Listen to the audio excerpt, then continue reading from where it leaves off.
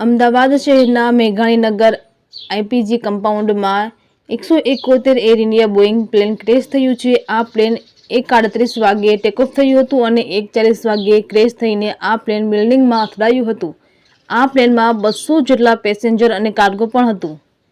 આ અંગે અદાણી એરપોર્ટ નિવેદન જારી કર્યું છે, જેમાં કહ્યું કે એર ઇન્ડિયાની 171 નંબરનું ફ્લાઇટ ક્રેશ થતાં હાલ એરપોર્ટ બંધ છે। તમામ ફ્લાઇટ ઓપરેશન્સ કામચલાઉ રીતે બંધ કરવામાં આવ્યા છે। પેસેન્જરે તેમની ફ્લાઇટ્સ લેટેસ્ટ અપડેટ્સ ચેક કરી લેવી। અહીંની પરિસ્થિતિમાં ખૂબ જ ખરાબ છે। એક પણ વ્યક્તિ બચે તેવું લાગતું નથી। તમામ જગ્યાએ લાશ ભડથું થઈ દેખાય છે।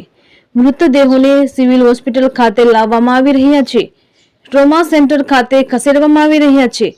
પોલીસ, સીઆરપીએફ, નેવી ઓફિસર્સ સહિતના તમામ મોટા પોલીસ અધિકારીઓ ઘટના સ્થળે છે અને એક મોટી ટીમ સેવા આપી રહી છે। વડોદરા ફાયર બ્રિગેડના 25 ફાયર એન્જિન અમદાવાદ રવાના કરવામાં આવ્યા। પ્લેન જ્યાં ક્રેશ થયું તે બિલ્ડિંગમાં સિવિલમાં ડોક્ટર માટે હતી। 100 જેટલા લોકોની મોતની સંભાવના।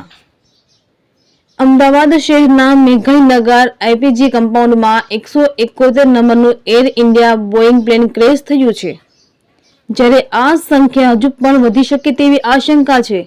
ઈજાગ્રસ્ત અને મૃતદેહોને હોસ્પિટલ લાવવામાં આવી રહ્યા છે। હોસ્પિટલમાં ચારો તરફ અફરાતફરીનો માહોલ સર્જાયો છે।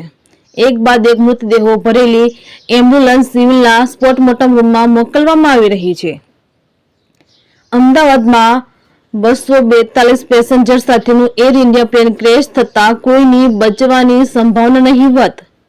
વિજય રૂપાણી પ્લેનમાં સવાર હતા। મૃતદેહને બહાર કાઢવામાં આવી રહ્યા છે, ત્યારે એરપોર્ટ પણ બંધ। પીએમ મોદી સાહેબ અને અમિત શાહ સાહેબ પણ અમદાવાદ આવવા રવાના થયા। તંત્રી પ્રતિક સાવલિયા, અમરેલી।